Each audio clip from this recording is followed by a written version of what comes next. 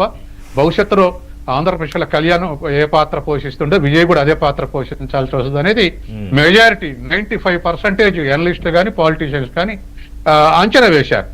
కదా అనూహ్యంగా పవన్ కళ్యాణ్ కాదు ఎన్టీ రామారావు ప్లేస్ ను రిప్లేస్ చేస్తున్నాడు. ఆ స్థాయిలో సీట్లు వస్తున్నాయి.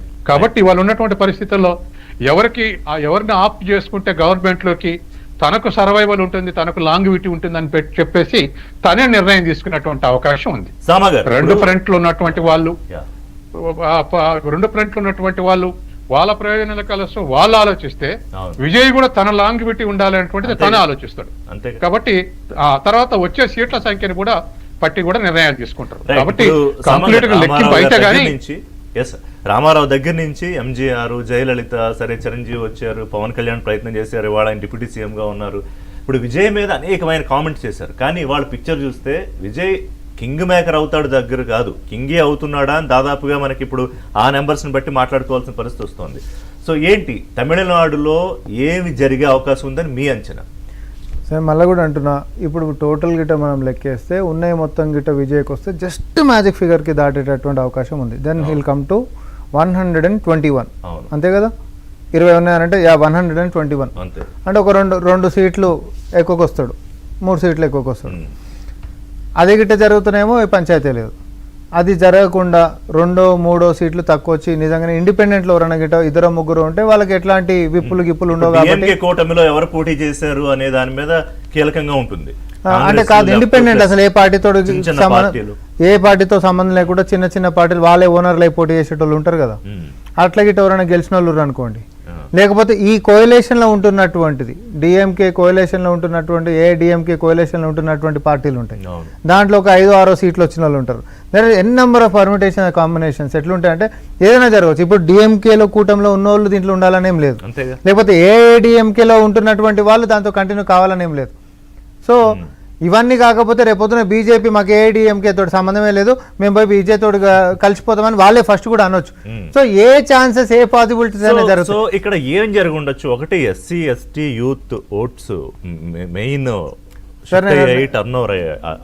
రిషి గారు, తర్వాత కాదు సీఎం స్టాలిన్ కి సంబంధించి యాంటీ ఇన్కంబెన్సీ ఒకటి, తర్వాత ఉదయనిధి స్టాలిన్ కి ఇచ్చిన ఆ ప్రమోషన్ మీద కూడా కొంత వ్యతిరేకత పార్టీలో కూడా అంతర్గతంగా వచ్చిందని వాట్ ఎవర్, లేదా ఆల్ ద రీజన్స్.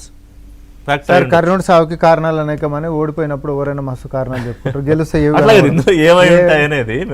ఇప్పుడు నేను ఒకటి మాత్రం చెప్తున్నా, ఇక్కడ తీసుకున్నా వేరే స్టేట్లలో తీసుకున్నా మీరు ఒక కామనాలిటీ మనం గమనించుకుంటే యంగ్ జనరేషన్కి జనాలు పోతున్నారు. ఎందుకంటే కొత్త జనరేషన్ జెన్జీ కానీ అంతకంటే కిందకు ఉంటున్నట్టు వాళ్ళ ఒక మైండ్ సెట్, పాత తరం ఒక 40 years దాటినటువంటి వాళ్ళ మైండ్ సెట్కి ఇప్పుడు 20 years లా ఉంటున్నటువంటి వాళ్ళ మైండ్ సెట్ కి చాలా తేడా ఉంది. Very so much of advancement with technology.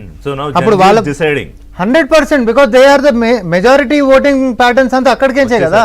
అట్లా తలపతి విజయ్ అనేటటువంటి వ్యక్తి ఒక స్టార్డమ్ ఉన్నటువంటి వ్యక్తి, అందులో కొంచెం సమస్యలు క్రియేట్ చేసిండ్రు, ఆయన మీద సెంటిమెంట్ రానికి వాళ్ళ భార్యతోటి కేసులు ఏదో పెట్టించిండ్రు, ఏంది ఇంత అందరు కలిసి ఒక్కనే కార్నర్ చేసిండ్రు అనేది సింపతిని డ్రా చేస్తుంది 100%.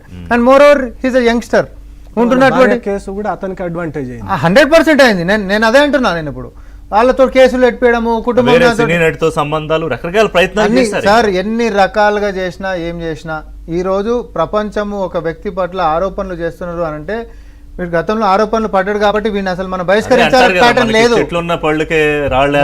ఎక్కువ పనులున్న చెట్టుకు రాళ్ళు పడతాయి అనేటటువంటిది ఈ రోజు ఆయన విజయ్ గారి మీద కూడా అట్లాంటిదే.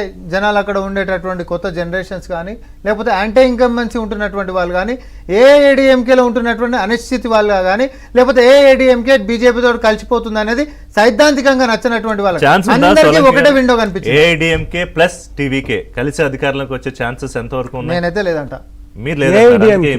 ఏఐడిఎంకే ప్లస్ టీవీకే అది 100% జరగకపోవచ్చు. అట్లా జరిగితే రిషి మన విజయ్ ఆయన సమాధిని ఆయనే దొరుకున్నాడు అవుతాడు. అంతే కదా. ఇప్పుడు ఎందుకనంటే ఇందాక రామ్మోహన్ చెప్పినట్లోనే ఏఐడిఎంకేలో నెక్స్ట్ జనరేషన్ లీడర్షిప్ ఆడ తయారుగా ఉంది కదా. ఆ తయారుగా ఉన్నాయని తెచ్చి పక్కలో బల్లం ఎందుకు పెట్టుకుంటాడు చెప్పండి? ఒకవేళ అట్లా పెట్టుకో డిఎంకే కదా మీరు చెప్తున్నది. ఏఐడిఎంకే తోటి అంటున్నా. ఏఐడిఎంకే తోటి పోతాడా అనేటువంటిది అయితే మనం సందేహమే. కాకపోతే నేను అనుకోవడం పోతాడు అనుకో, వీళ్ళిద్దరు విడిపోవచ్చు కూడా. బీజేపీ ఏఐడిఎంకే విడిపోయి Correct. బీజేపీ ప్లస్ విజయ్ ఒక పాసిబిలిటీ ఉంది, లేదా డిఎంకే ప్లస్ కాంగ్రెస్ విడిపోయి కాంగ్రెస్ ప్లస్ విజయ్ ఒక పాసిబిలిటీ ఉంది. కాంగ్రెస్ వద్దు, డిఎంకే వద్దు, ఏఐడిఎంకే